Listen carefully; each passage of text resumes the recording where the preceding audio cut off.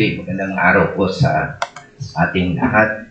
At ngayong araw na ito ay ating pong ipagpapatuloy ang ikatlong bahagi, part ng ating pag-aaral tungkol sa believer's privilege.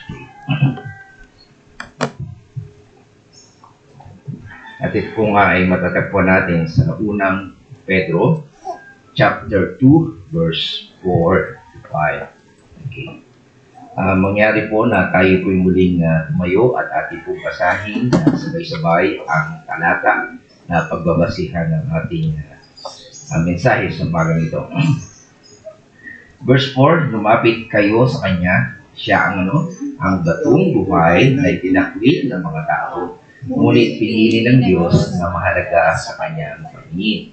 Tulad ng mga batong buhay, maging bahagi kayo ng isang templong espiritual bilang mga paring itinalaga para sa Diyos. Mag-alay kayo sa Diyos ng mga handog na espiritual na kalugod sa Kanyang ngalan kay Yesu Kristo. Ito po ang salita ng Panginoon. Pwede na po kayong maupo. Bilang pagtanaw o yung ating review ay ating pong diniscuss yung dalawang pinakamahalaga na makakita natin na pribileyo, okay, ng isang mananampalataya. Una ay yung tinatawag na union with our Lord. Okay? Tayo po ay mayroong ugnayan, tayo po ay tinawag. Okay? Siya yung batong buhay at tayo rin ay naging batong buhay. So may ugnayan po tayo sa Panginoon. Napakahalaga po noon. At dahil doon na meron tayong ugnayan sa Panginoon, yung pangalawang pribileyo po natin ay meron tinatawag tayong admission o access to our Lord.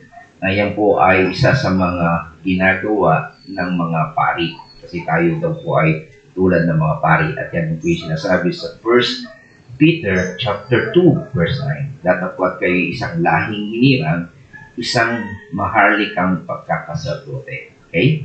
Bansang banal, bayang pag-aari, sarili ng Diyos, upang inyong ipahayag ang karangalang niyaon tumawag sa inyo mula sa kadiliman hanggang sa Kanyang kagilagilalas na kaliwanagan.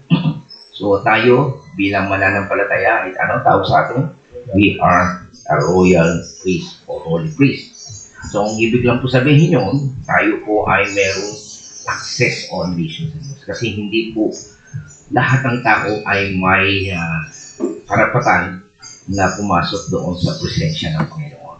Only yung mga priest, okay? So, para maintindihan po natin yan, ay tinalakay po natin ang ibang-ibang mga karakteristik ng pagkasaserdote, okay? At yung una nga po ay tinatawag na there are not only were called for service, okay? So, sila po ay tinawag, okay, para sa paglilingkod, okay? At pangalawa, yung ating pinag-aralan, they were cleansed for service. Yan po ang unang-unang ginawa ni Moses, pinaliguan si Aaron at yung kanyang 4 na anak. Okay? Ay simbolo po ng pagpapaligo. At kung makikita natin yung analogy, yung pagkakawig doon sa New Testament, makita natin si Pedro. Okay? Tama niya nung hinuhugasan ng paa, hindi daw siya magpapahugas. Sabi ng Panginoon, ang napaliguan na ay hindi na kinakailangan maligo pa. Ang pagpapaligo po yung pag-cleanse o yung bigyan ka ng salvation. Ang bilang mga mananampalataya, ang hinuhugasan na lang ay yung paa. Okay? Kasi nga sa paglalakad mo, nadudumayan yung paa mo. Okay? So yun po yung makikita natin na symbolic na tinuro ng Panginoon at lalo na kay Pedro. At yung pangatlo, na ating tinalakay, they were clothed for service. Binigyan po sila ng mga damit, okay, ng damit. At yan nga po yung iba't ibang bahagi. Ito po ay unang-una, sabi nga ay meron silang undergarment, yung spiritual purity. Okay? At meron pang mga kasuotan para merong ma-identify na talagang sila ay pinili at nilinis, kaya sila binilisan para makilala ng bansang Israel na sila ay bukod tangi. Okay? So yan po yung makikita natin na katangian ng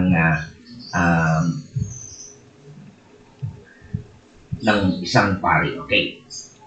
So dito naman, dadako tayo dito sa verse Leviticus. Okay? Kagaya po ng ating nilalakay, meron tayong tatlong major na mga portion, yung sa Exodus, sa Leviticus, at sa susunod na linggo ay yun namang sa Malakay. Ngayon, dadako tayo sa Leviticus chapter 8, verse 12 to 30. Okay? Ano po yung pinasabi diyan? Ang sabi po diyan, sabi, binuhusan niya ng langis ang ulo ni Aaron upang ilaan siya kay Yahweh. Okay? And then sa verse 30, kumuha siya ng langis na pantalaga at kaunting dugo nasa altar at nisikan si Aaron at ang kanyang mga anak, pati ang mga kasuotan nito. Ganito sila itinalaga kay Yahweh, pati ang kanyang mga kasuotan.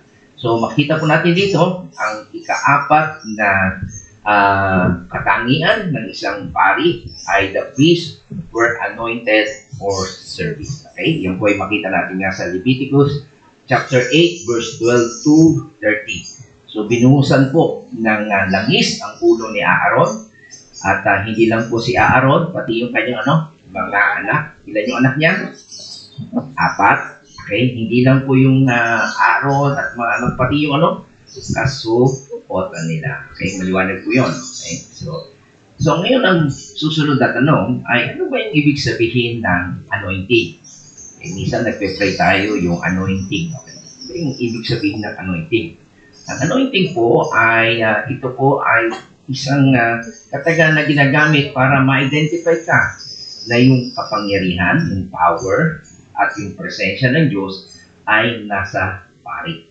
Okay? So yun po ang ang isa sa mga katangian ng pari.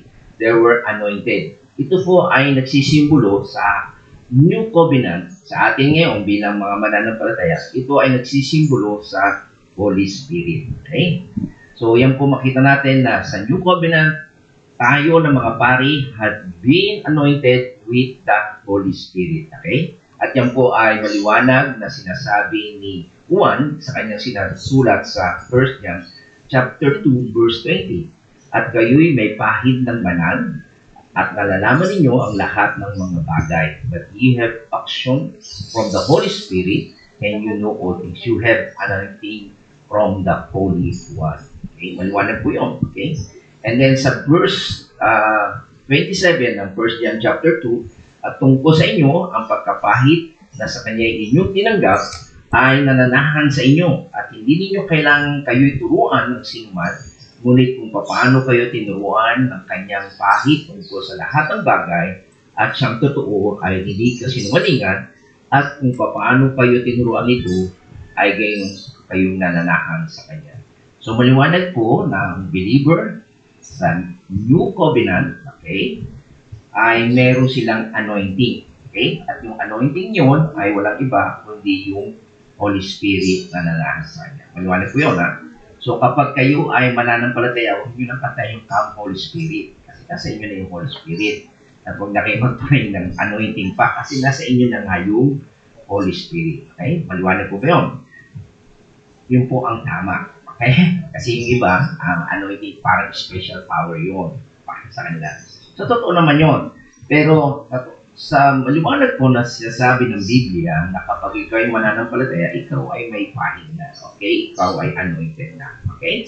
So, maliwanag po, sino po ang aabay sa atin? Sino yung nananatili sa atin nung tayo naging mananampalataya? Sino?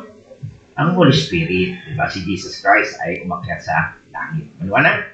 So, kapag kayo nagtuturo, lalo sa mga bata, ay sa inyo, papatanggapin si Jesus. Nasa si Jesus, nasa puso. Okay? No. Si Jesus Christ ay nandang sa kanan ng Ama. Okay? Nagiging siya nating attorney. Nagdidefense siya.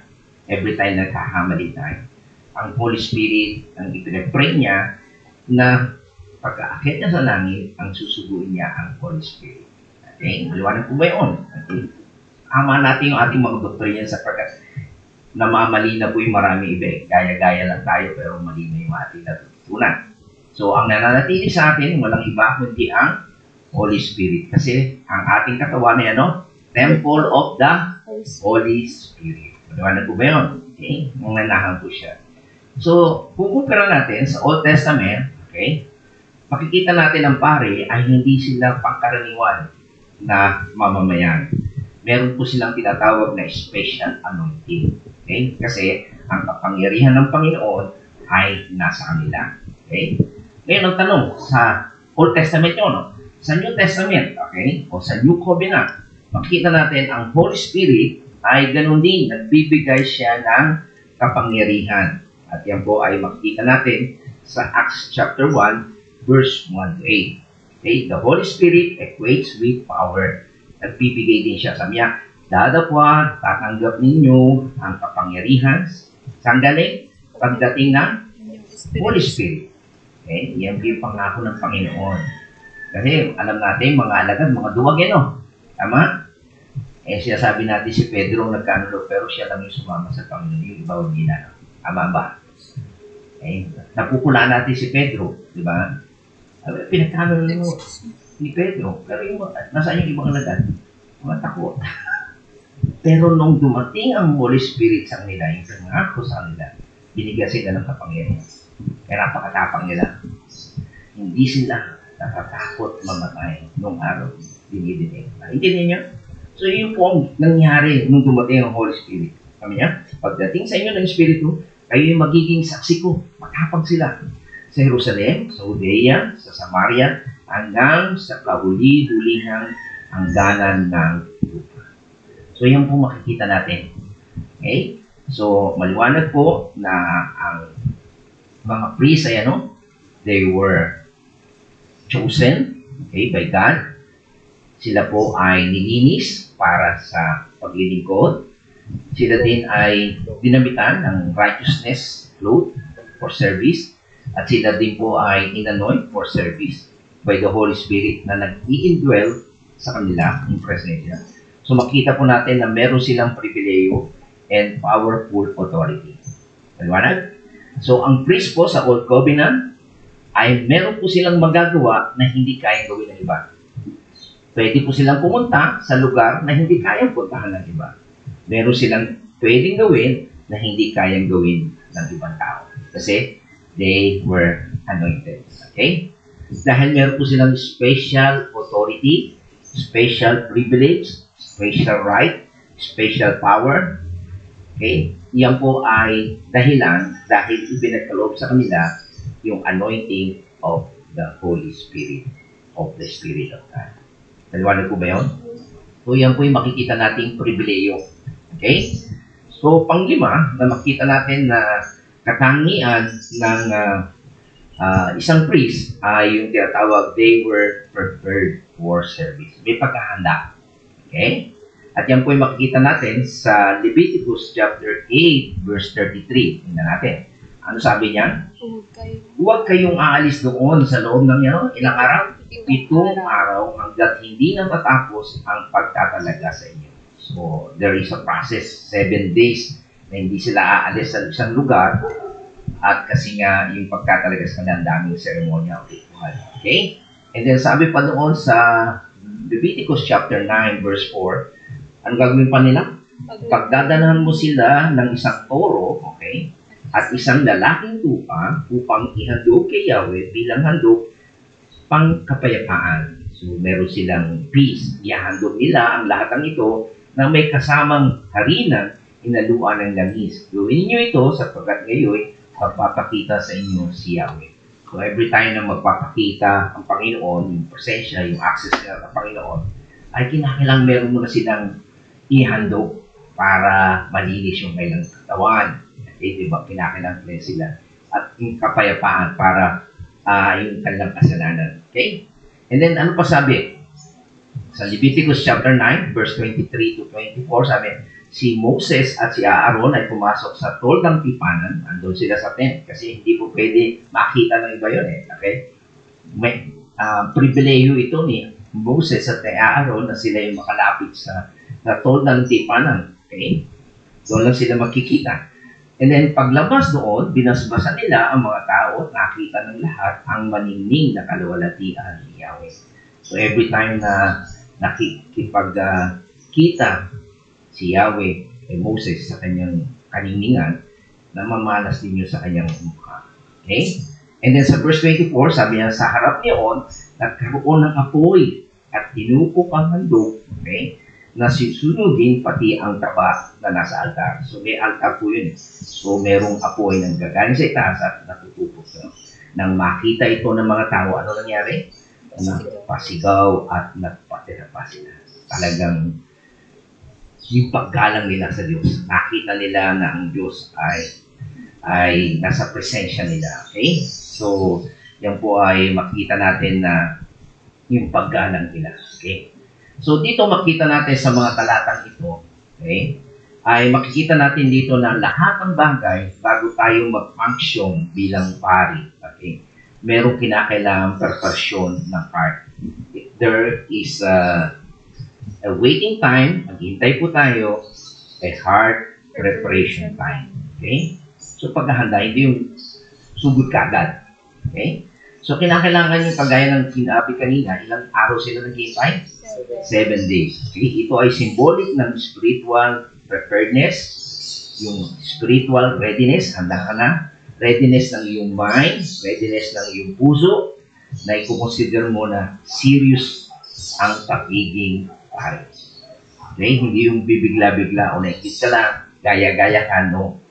Okay? So, kinakailangan i-prepare mo yung mind mo, yung puso. Okay? Sa paglilingkod. At tingnan natin si Pablo. Okay? Sorry. So, dito makita natin, there must be a time of heart preparation in which we consider the great privilege, isang malaking pribileyo, at isang great responsibility ang spiritual service. Okay? So, hindi yung iba kasi inggit eh. Okay? Hindi ang pinakailangan ay hihanda mo yung mga sarili, yung puso mo. Okay? Kasi nga, ito ay isang great privilege and also malaking responsibilidad na maglingkod sa Panginoon. Tingnan natin yung nangyari kay Saul, okay? Na nagisiyang si Pablo. Ano nangyari sa kanya nung siya na-convert? Agad-agad ba siya? Alam natin na tinawag siya ng Panginoon. Sumugod ba kagad siya sa paglilingkod? Tingnan nyo ang nangyari. Sabi niya, sa Galatians chapter 1, verse 16 to 18, sabi niya, at nang ihayag sa akin ang kanyang anak, okay? Upang ipangaral ko siya sa mga hinggil, hindi ako humingi ng payo kanino man. Hindi ura-urada siya, o ano payo ko, ano gagawin ko kagad. Okay, nung nagpahayag sa kanya ang Panginoon. Ang ginawa niya, hindi rin ako pumunta sa Jerusalem upang makipagkita sa mga apostol na nauna sa akin. Okay. Ano ginawa niya? Sa halip, saan siya nagpunta? Arabia. Nagpunta siya saan? Sa Arabia. At pagkatapos ay bumalik ako sa Damasco. Ilang taon? Pagkaraan ng tatlong taon. So, ipinipare niya muna yung sarili niya. Pumunta ako sa Jerusalem upang makipag-usap kay Pedro at 15 araw kami nagkasama. So, yan po makita natin na bago ka maglingkod, i-prepare mo yung puso mo at isipan. Kaya po sa pagpili ng mga leader sa church, hindi ora-ora daw, new convert ka, bigyan ano. Kasi minsan, yumayabang siya at nagiging hindi epektibo. Okay? So, mabuti yung matagal, hintay ka. Ako matagal din ako bago ko na ganyan. Marami pang pagsubok talaga sa buhay ko bago ko kumuha. Okay. Mas mabuti na yun kaysa sa pabigla-bigla. Kasi mahirap yung bibiglaan mo tapos aatras ka. Mabuti na yung pinag-isipan mo at hinanda mo yung puso mo at kaisipan. Kasi once na pumasok ka dyan, seryoso po yan. Hindi pwede. Okay? So, ganun din po makita natin, analogy sa atin bilang mga mananampalataya, okay, kapag kayo nag-profess o nagpakita o nagpahayag na kayo ay may pananampalataya kay Jesus Christ, okay, at ang Holy Spirit ay nag-work sa inyo para maging hinog, okay, yung inyong puso para tanggapin ang mga regalo ng kaligtasan, para ihahanda rin kayo sa spiritual ministry. Pero sa bago yun ay meron tinatawag na time of preparation. Okay? So, isipin po natin na yung ating commitment, okay, spiritual commitment, had been made at nangyari po yan because of the Holy Spirit at kinakailangan yung readiness for priestly service. So, siguro narinig nyo yun na kwento ko minsan sa inyo sa Batangas, may isang lalaki nung siya ay naging mananampalataya at nung nabasa niya nga sa Biblia, by the way, nung aking na-meet yung tao ngayon, ay marami na rin palang pupunta sa kanyang Jehovah Witness. Okay? Pero nung nakakilala siya, nagkaroon siya pala ng palataya sa Panginoon, nakita niya yung mga idols o yung mga Diyos-Diyosan ay masama. Ang ginawa niya ay sinunod niya ito. At nang hinaya yung kamag-anak, alam niyo kung magkano? 40,000 yun. Okay? At ngayon ay gusto niyang maglingkod sa Panginoon. Pero bago yun, eh, hindi na kailangan may readiness. Kasi nga, bago pa lang eh. Okay? So, inaaralan po ngayon yun ng ating mga kapatid. Aliwanag? So, ganoon din po tayo. At talagang kapag tayo nalinawan, talagang andun yung ating eagerness na maglingkod. Okay? Hindi lang basta maligtas ka, kundi gusto mong magpagamit sa Panginoon, sa ministry. Pero ang dapat, katulad ng mga pari noon, pati si Saulo, pati Pablo, okay, ay merong time of preparations. Okay? Huwag po tayong magmamadali. And then ito yung susunod na ating tatalakayin sa pang-anim. Okay? The priests are chosen for service, and then the priests are cleansed for service, and the pangatlo ay clothed for service, pang-apat, anointed for service, and panglima, they were prepared for service, and also pang-anim ay they were ordained to obedience.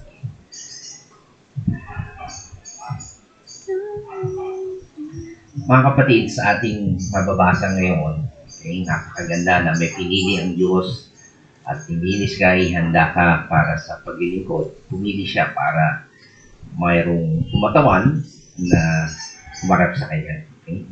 Pero sa portion po na ito, makikita po natin, ito yung tinatawag na saddest portions of Scripture. Nakakalungkot. Okay? Nakakadurog ng puso. Okay?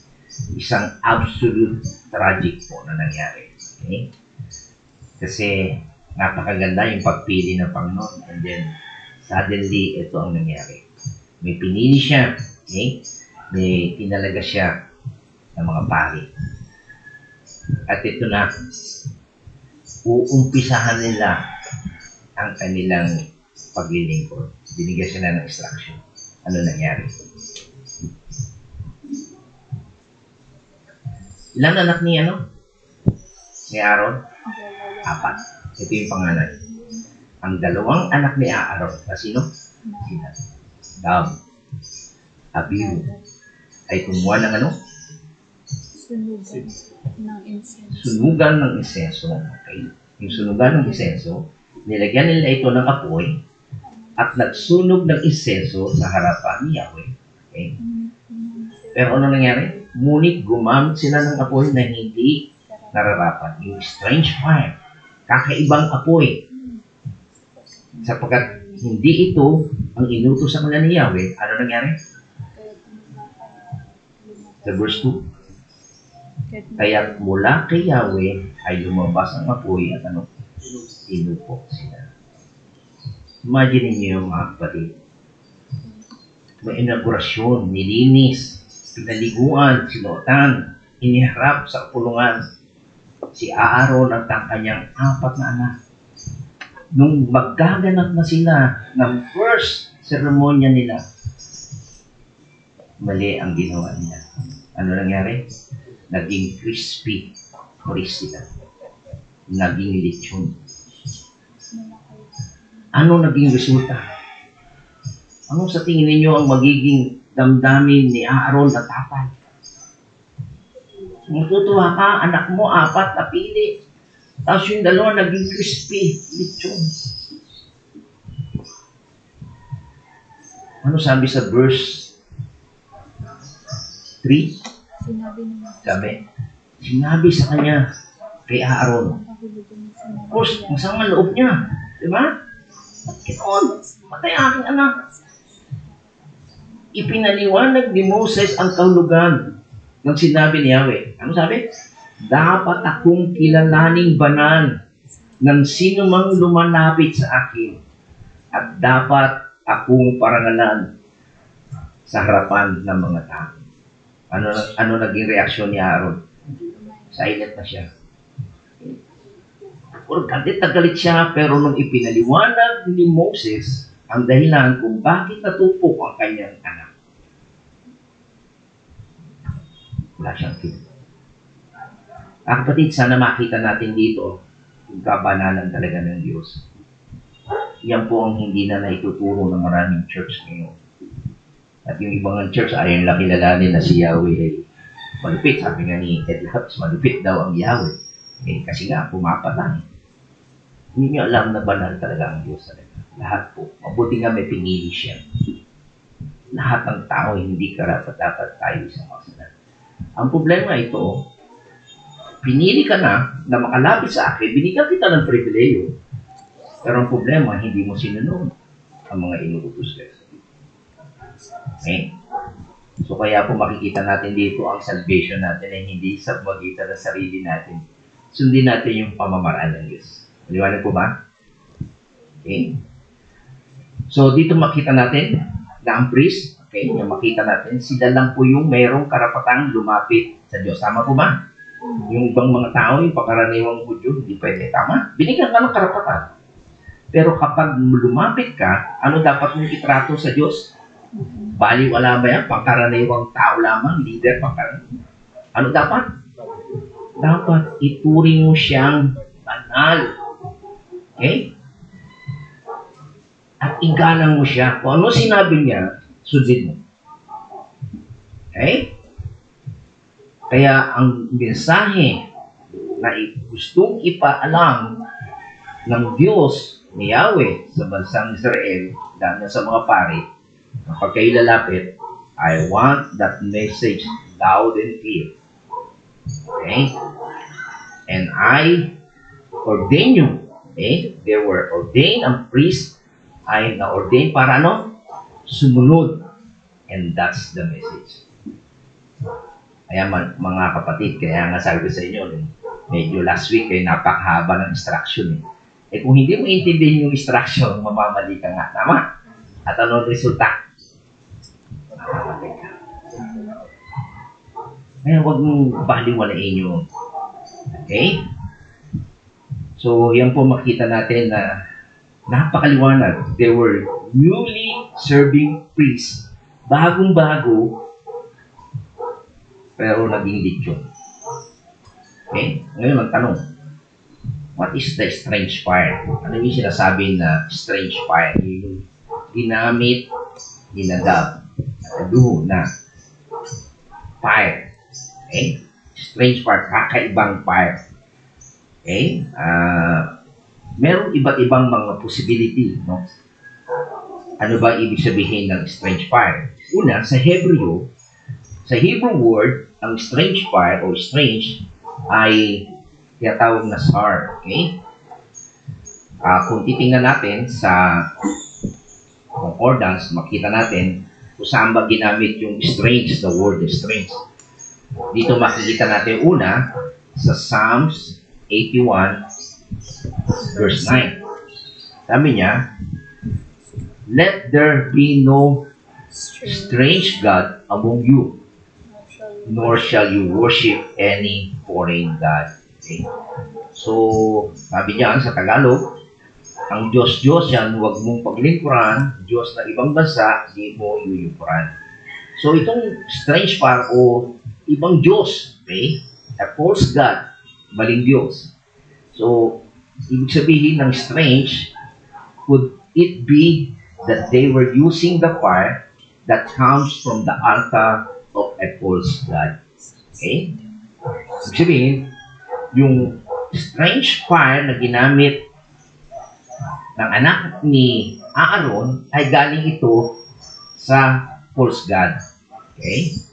Mali. Mali yung fire na ginamit niya. Kasi may instruction ng Panginoon na gagamitin mong fire. So, meron siyang ginamit na sa paghahandog niya, ito ay yung false God. Okay? So, ganun din, maraming tao, sumisimba, nag-o-offer, pero mali naman yung Diyos-Diyos nila. Tanggap ba ng Diyos yun? Yes. I hope na makita natin. Pangalawa,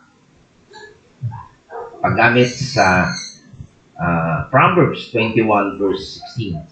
Yung strange fire, o strange, word na strange ay ang immoral human. Okay?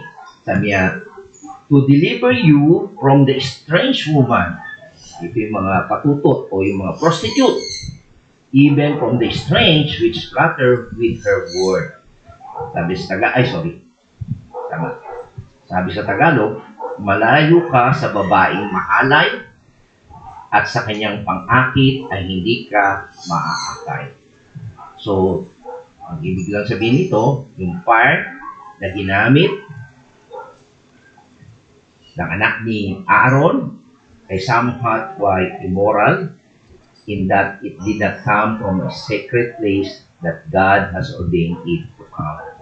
So, mali ang pinanggalingan ng in-offer mong fire. Ito ay galing sa hindi sacred place. Saan mo nakita yun? Sa prostitution house. Okay?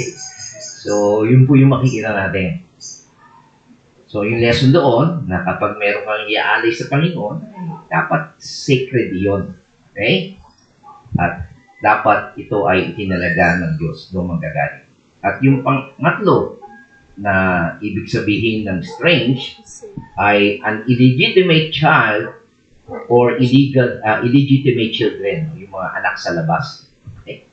So, sabi niya, naging taksil sila kay Yahweh, kaya't nagkaanak sila sa labas. Masisira ang kailang mga pananim at sila'y malilipol pagdating ng bagong buwan. So, anong ibig ko sabihin dito? Nagkaanak sila sa labas, sabi niya, masisira ang kailang pananim at sila'y malilipol pagdating ng bagong buwan. So, anong pinupunto po rito? It must have been fire. Yung fire po na ginamit ni Abihu ay galing ito sa that wasn't the way God ordained it. Hindi po God. Ito, kasi alam natin, kapag ikaw magkakaroon ng anak, dapat sa legal wife mo. Diba? At sa bahay mo talaga. Okay? Eh, hindi, anak mo sa labas. Ibig sabihin sa ibang babae. So, ibig lang sabihin yan na ito ay hindi galing sa right place and also the right source na where God has divinely ordained. So, kung magkakaanak ka, kinakailangan ay nasa sarili mong tahanan at siyempre sa legal na asawa mo. So, yun po yung tawag na kakaiba. Okay? So, I hope na makita natin a false God, an immoral woman, or illegitimate child or children. Pero saan ba talaga dapat manggaling yung fire? Okay? At meron po tinatawag sa Leviticus chapter 16 verse 12, yung tinatawag na brazen altar o tansong altar. At ito po ay sasabi, pagkatapos, kuhanin niya ang lalagyan ng insenso at pupuniin ng baga. Saan manggagaling yung baga? Buhat sa altar na sunugan ng handog. Ito po yung tinatawag na brazen altar. Ito po ay made of tanso. Kukuha rin sila ng 2 dakot na pinulbos na isenso at dadalhin sa loob ng tabing. Kaya yung tabing, yun yung Holy of Holies. Okay? So, saan dapat manggaling yung apoy na dapat kinuhanan ng 2 anak ni Aaron? Dapat galing saan? Sa brazen altar. So, the brazen altar would be the place to get the fire. By the way, yung brazen altar po ay hindi nawawalan po ito ng apoy. Parang yung sa Olympic, di ba? Merong sila na continuous yung apoy, hindi siya namamatay. So, mula sa isang lugar, saan ba huling Olympic? Sa France, no? Mula sa France, bukan yung apoy, papasa sa susunod. Sa Amerika ba susunod? Anyway, ganoon po yun. Kumbaga, sa altar, meron apoy na lagi. Okay? Kukuha ka doon ng baga, tapos continuous nga siya, mula doon, sa brazen altar, kukuha ka, lalagay mo doon sa handog mo. Okay? So, maliwanag na yung ginamit, okay, ng anak ni Aaron, na si, mga pangalan yun? Okay. Nadab at saka Abihu. Okay? Hindi galing doon. Maliwanag ko ba yun? So, ibig sabihin, hindi yun itinalaga o sinabi ng Diyos. Hindi totoo, fake na apoy yun, ginamit nila. Okay? Kundi artificial ang kanilang niyalo. Okay? So, maliwanag po ba yun? And then, isa pa, meron pong binabanggit ang Panginoon sa Exodus tungkol naman sa insenso. Kasi dalawang sangkap di ba? May apoy at may insenso. Kasi pababagahin mo yung may apoy ka, tapos lalagay mo yung insenso para masunog. Di ba? Pag nasunog yun, siyempre magkakaroon ng usok. Okay. Ano sinasabi ng Exodus chapter 30, verse 34 to 38? Maliwanag po yan, clear and precise description of the incense. Okay? Sabi ni Yahweh kay Moses, kumuha ng magkakasing daming pabango ng extracte, onise, galbano, at purong insenso. Ibig sabihin, pag kumuha ng 1 gramo ng ecstasy, 1 gramo rin ng onise, 1 gramo din ng albano, at purong insenso. Dapat pare-parehas. Hindi po pwede yung isa, half, 3/4. Very precise ang Diyos. Ganyan. At gaano kami mo? Paghahaluin mo ito, gawing insenso. Gaya daw ng mahuhusay na manggagawa ng pabangong sinan, malinis, banal. So, imimix mo ito. So, very precise, clear ang description ng paggawa ng insenso. Ano pa? Bukod pa doon, paghahalu-haluin, ano pa? Didikdikin. Didikdikin mo ito ng pino. Ang kaunti nito ay ilalagay mo sa harapan ng kaba ng tipan, sa toldang tipanan. Ituturing mo itong ganap at sagrado. Very sacred yon. At huwag mong gagayahin. Diba? Magaya nga ito. Diba? Marami mga fake na pabango. Marami gano'n. Huwag mong gagayahin. Ito, kung gagawa kayo ng isenso na pangsariling gamit, aarinin nyo itong bukod tangi para sa Panginoon sa kay Yahweh. Ititiwalag ang sinumang gumamit dito bilang pabango. Ginamit kong pabango. Ginaya mo, mabango pala ito Okay? Gagayahin ko to, gagawin ko sa sarili ko. No, para sa Diyos yun, huwag mong gayahin. So, makita po natin dito, okay? God gave them recipe. May mga mahilig magluto dyan, no? Binigyan talaga ng recipe ang Diyos ng insenso to be used that could never be altered. Hindi pwedeng baguhin. Kumbaga sa timpla, huwag mong babaguhin, huwag mong babawasan, huwag mong dadagdagan. Equal lang. Maliwanag? Maaari, kaya po nagkaroon ng nasunog sila, natupok sila, gumawa sila ng alternative para makatipid tayo. Diba? Tayo minsan gano'n alam naman ng Diyos yan. Para makatipid na, gano'n tayo. No, sundin natin ng Diyos. You were called for obedience. Okay? Kaya makita natin, maaari, yung fire, ay nanggaling the right place, galing talaga sa tamang place, saan mo dapat? Sa brazen altar, tama? Bakit may sinabing strange fire? Dahil maaring insenso na ginamit nila ay hindi yung insenso na design na sinasabi sa Exodus chapter 30, verse 34 to 38. Nakita niyo yung posibilidad? Tama yung apoy, galing nga sa brazen, pero mali naman yung mixture. Gusto ko makita yung perfectness ng Panginoon, ha? Ganyan pong kabanal ng Diyos. Okay? So, pinanggalingan na apoy, baling mixture ng insenso. Okay? O ito naman posibilidad. Ito pa. Pinag-aaralan natin, bakit nga ba natupok sila? Naging crispy pata. Naging crispy priest. Bagong-bago. Okay? Kasi maaari, they offer it at the wrong time, maning oras. Kita nyo naman. Yan, ha? Bakit? Kailan ba dapat mag-alay? Very specific kasi Ano yan? Verse 7. Tuwing, kailan? Umaga. Baka naman tanghali ka na. Okay? Naayusin niya araw ng ilawan, magsusunog siya rito ng insenso. Bukod sa umaga, kailan pa? Dahil hindi nang gagawin nila kung gabi. Kapag inihandle na ang ilawan, patuloy ninyo itong gagawin sa lahat ng inyong saling dahil. So, ano yung tamang time ng paghahandog? Umaga at gabi. Kung tanghali, patay nga. Lechon ka nga. Nakita niyo yun? Gusto ko makita niyo ang Diyos ay banal. Ika lang natin, sinabi na nga. Pinili ko na nga kayo eh. Binigyan ko kayo ng problema. Makalapit sa akin. Sundin niyo ako. Hindi pwede. Hindi. May problema ko eh. Okay na ako kahit anong gawin ko. No, sundin mo. Okay? And then, yung pang, ano ba?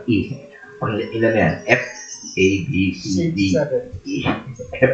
Okay. Sunod. Pakita natin ano pang posibilidad na dahilan kung bakit natupok naging crispy lechon yung mga pare na yan. Sabi niya sa Leviticus chapter 10, verse 6, sinabi niya kay Moses, sinabi ni Moses kay Aaron at sa dalawang anak nitong si Eleazar at Itamar. Ito yung natitira. Nasunog na yung dalawa eh, tama? So, siyempre, malungkot si Moses, si Aaron at yung dalawa niya. Huwag ninyong guguluhin ang inyong buhok. Punitin man ang inyong damit bilang pagluluksa sa nangyari kung ayaw niyong mamatay. Kasi kapag nainis ka, di ba tama? Kapag ka nag-rebelde ka, nagagalit ka sa Diyos, bakit pinatay yung kapatid, okay? Anak ni Aaron? At sinabihan niya si Eleazar naman, kung kayo magre-rebelde, mamamatay din kayo. At nagagalit ang Diyos sa mga tao. Ngunit sila yung pwede namang ipagluksa ng bayan dahil sa kanilang sinabi. Okay? Magluksa kayo, pwede. Malungkot kayo, pero huwag kayong mag-rebelde. Di ba? Pag ikaw ay hinapak mo yung talagang ano kayo. Galit. Nahiinis ka. Ayaw mo. Yung nangyari. Okay? So, pag titingnan din natin, itong panahon na ito, siyempre, itatalaga mo na, seremonya na. Celebration nyo, day of celebration nyo. At makikita natin yun sa verse 9. Okay? Pero tingnan natin yung verse 8 and 9. Okay, sabi niya. Sinabi ni Yahweh kay Aaron, siyempre, lungkot na lungkot si Aaron. Diba? Mali ka, anak mo namatay. Diba? Kakalungkot po talaga yon. Sabi dito, kung ikaw at ang iyong mga anak ay pupunta sa toldang tipanan, ano dapat po gawin? Huwag kayong iinom ng alak o anumang inuming nakaalasing. So may celebration doon. Mga bansa ay nakakatipo, nag-iinom. Kayong mga pari, kayong iinom. Okay? Mamamatay kayo kapag ginawa niyo yun. Ito ay tuntunin na dapat tuparin ng lahat ng inyong saling-lahi. Okay? Bakit kaya sinabi ni Yahweh yun kay Aaron? Why do you think? Okay? He did that. Why did God say that? Na huwag kayong inom. Kasi nga, maaari, tinutuklas nga natin bakit nga ba sila natupok eh. No? Okay? Sabi nga, maling apoy, maling insenso, mali yung timing. Baka naman itong dahilan. Could it be in all the celebration, si Nadab at si Abihu allowed themselves to become drunk, uminom at nalasing. Dahil sa kalasingan. Okay, mali nga. So, makita natin, maaari na yung fire ay hindi talaga yung lugar kung saan pinanggalingan yung fire. Okay, diba kasi meron dapat saan? Sa brazen altar doon manggagaling yung fire. Hindi rin galing sa isenso. Tama naman yung mixture nila ng isenso. Ang maaring dahilan kung bakit sila natupok ng apoy, yung meron tinatawag na strange fire, ay dahil saan? Naglasing sila, nag-offer sila ng kailangan na lasing sila. Okay? So, maari ito ang dahilan kung bakit sila naging lechon. Okay? O maaaring lahat yun. Kamali sila sa apoy, nagkamali sila sa insenso, pero ang punot dulo doon, namatay silang dalawa. Okay? Anong dahilan? Dahil hindi sila sumunod sa ipinag-utos ng Panginoon. So, ano ang mensahe ng Diyos sa atin? Sa kanila? na tayo, bilang sila ng mga pari na pinili, sila ay itinalaga para sumunod. Liwanag yun? So, tandaan natin, hindi lahat ay binigyan ng pribileyo. Okay? Pero ikaw na binigyan ng pribileyo, dapat sa iyong paglapit sa Panginoon, itrato mo siya maging anak siya. Okay? So, we are priesthood, ordained to obedience. Tayo ay dapat sumunod. Okay? Tayo, bilang mga mananampalataya ngayon, natutuwa tayo na tayo'y pinili ng Diyos. Tama? Pero mga kapatid, kaya ka pinili. Gusto ng Panginoon sumunod ka. Huwag kang pasaway. That's the lesson. Okay? So, ano sabi sa atin sa 1 Peter 1 verse 14?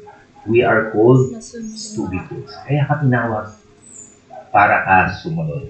Kanya, bilang masunuring mga anak, huwag kayong umayon sa masamang pagnanasa tulad ng ginagawa ninyo nung kayo wala pang tunay na pagkaunawa.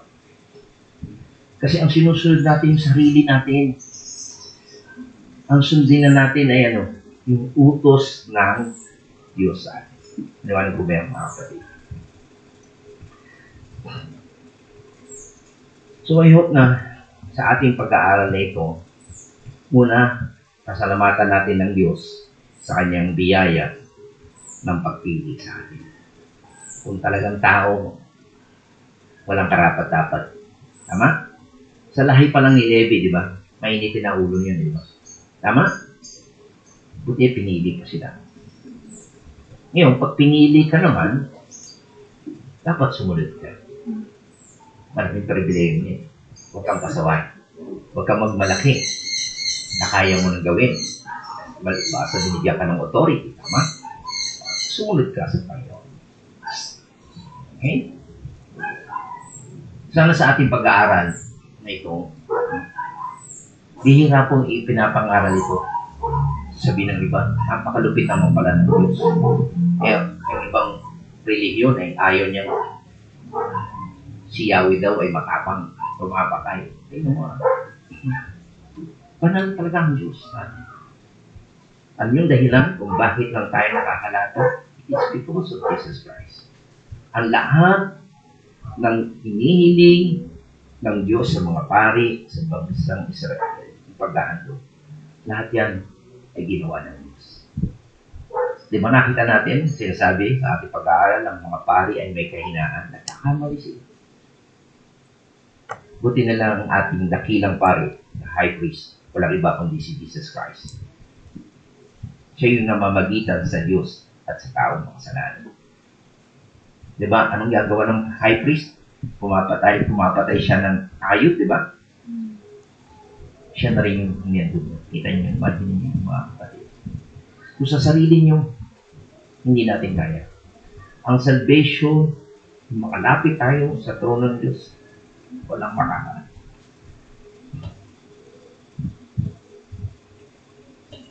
This because of the grace of God. Sa ginawa ni Jesus Christ. Ito ang dahilan kung bakit hindi pa tinutupok din tayo ngayon.